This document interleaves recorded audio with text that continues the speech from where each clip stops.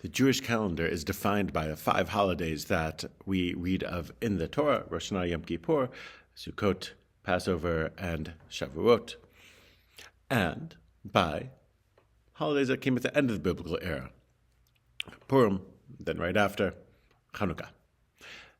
And then there's a long period of time where no new holidays were created, really thousands of years.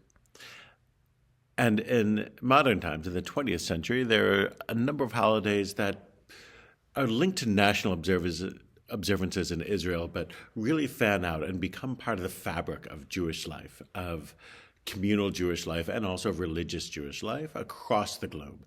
Yom HaShoah, last week, marking the martyrs, those who both were victims in the Shoah, in the Holocaust, and those who heroically resisted.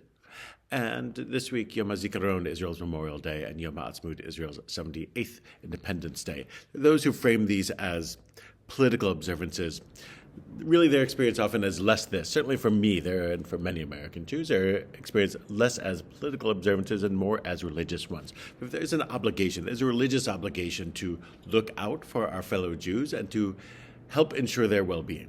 Now, this is true for all of humanity, of course, but just as every person is obligated to look out for all of humanity, but looks after their own family first, the same is true Jewishly.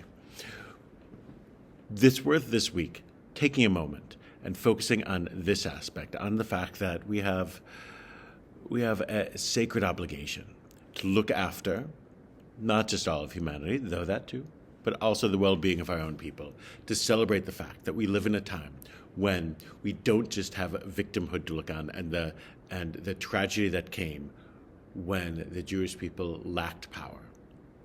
That's the Yom HaShoah aspect, but also remember the privileges and responsibilities, and indeed, as we know, great moral questions that come when the Jewish people in the land of Israel have power. These are questions that that flow from this that are worth asking and also worth celebrating. We know the risks of a lack of power. We know the heavy responsibilities that come with having power, and it doesn't mean that everything is always good. It means that there are responsibilities we ponder and also a unique historical situation that we're in today that is worth celebrating. So everyone, a happy Yom HaAtzmaut, Yom HaAtzmaut Sameach, a happy 78th Israeli Independence Day.